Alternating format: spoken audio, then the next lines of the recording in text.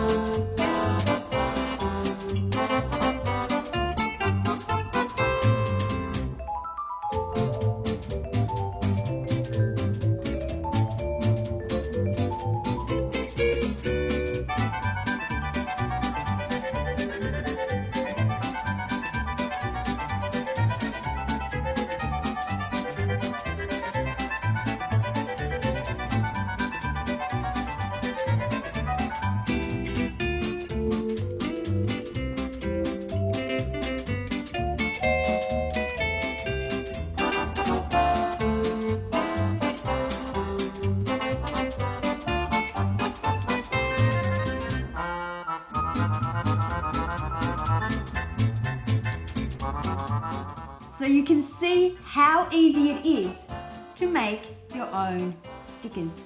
Now remember, the baking paper on the back is what you peel off to make it sticky. And when you cut it out, have an overlap of the sticky tape. That will protect your picture.